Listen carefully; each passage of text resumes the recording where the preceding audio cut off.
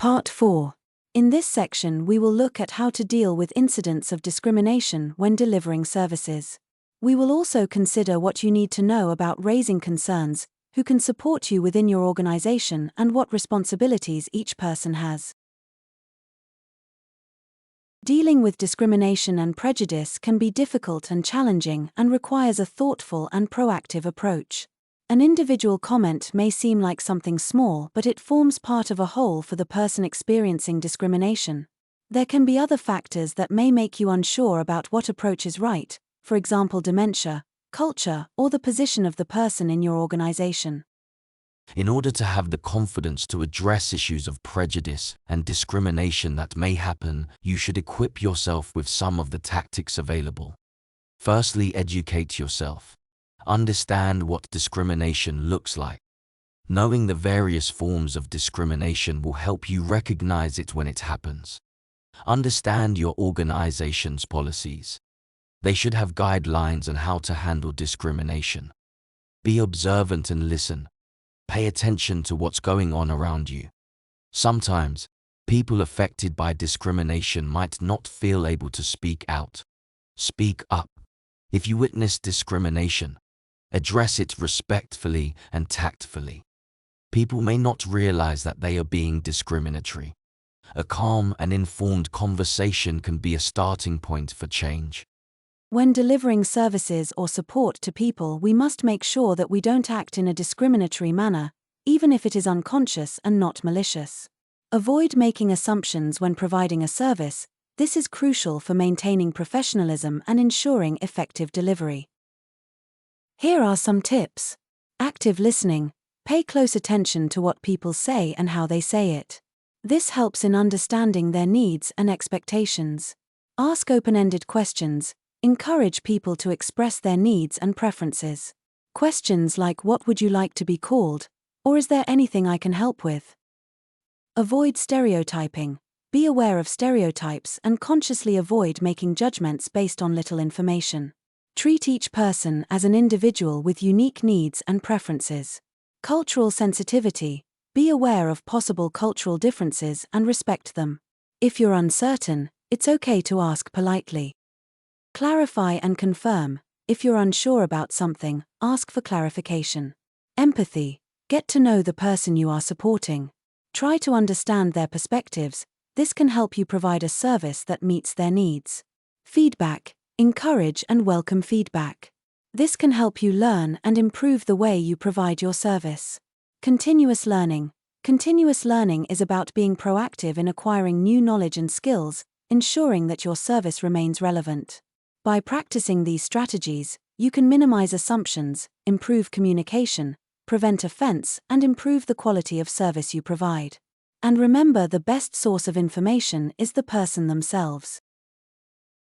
It is the responsibility of all staff and volunteers to create an inclusive and unbiased environment for service users and each other.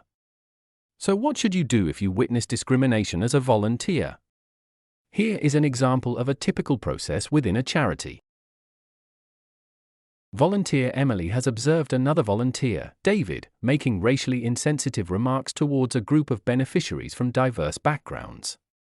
Over a period of weeks, Emily noticed David's behavior.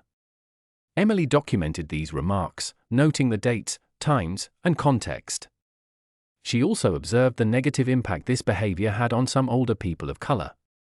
Emily first reviewed the charity's policies on equality, confirming that David's actions were in violation of these policies. Believing it might be ignorance rather than malice, Emily decided to address the issue informally. She had a private and respectful conversation with David, explaining how his comments were harmful and inappropriate, but David dismissed her concerns, claiming he was just joking. Seeing no changes in David's behavior, Emily took formal action. She submitted a report to the charity's volunteer coordinator. She detailed the times, dates, and the effects of his behavior on other people. The volunteer coordinator initiated a formal investigation, which found that David had breached the charity's equality and diversity policy. The volunteer coordinator supported Emily through the process of the complaint and subsequent investigation. David was provided with training on equality and inclusion. He was also given a warning that any further incidents would lead to his dismissal. The charity reviewed and updated their training for all volunteers. The lessons learnt. The importance of addressing issues of discrimination promptly and respectfully. The effectiveness of following organizational procedures. The need for ongoing training in diversity. This case study shows how one volunteer's proactive approach can address and resolve issues of discrimination, leading to positive changes within an organization. Here are the steps you can follow if you witness discrimination. Observe and document. Note the details of the incident. Review policy. Check the organization's equality and diversity policies. Attempt informal resolution. If safe, try to resolve the issue immediately. Formal reporting. Submit a detailed report to designated authority within the organization. Internal investigation. The organization investigates the complaint confidentially. Follow-up. Seek regular updates and understand the outcome of the investigation.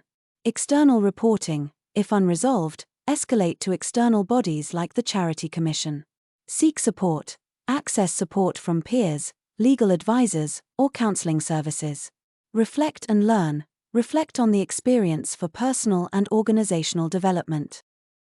This module has explored the principles of diversity and inclusion, emphasizing their crucial role in volunteering and service provision.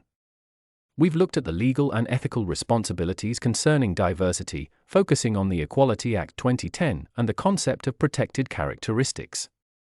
Equality training is vital because it helps create a more inclusive environment where all individuals feel valued and respected, regardless of their differences.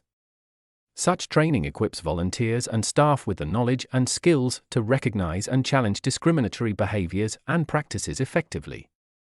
By promoting understanding and reducing biases, equality training enhances teamwork and improves service delivery to our diverse communities.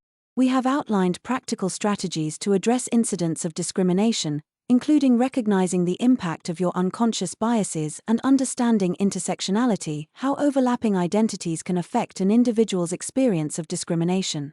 To reinforce your learning and obtain a certificate of participation, please complete the quiz that follows this module.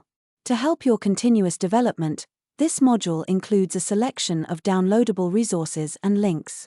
These materials are designed to further deepen your understanding and skills in equality and diversity, enabling you to further contribute positively in diverse settings. Copyright 2024 Body Positive Cheshire and North Wales. All rights reserved. No part of this equality and diversity training material may be reproduced, distributed, or transmitted in any form or by any means, including photocopying, recording, or other electronic or mechanical methods, without the prior written permission of Body Positive. Body Positive is a registered charity number 1009850.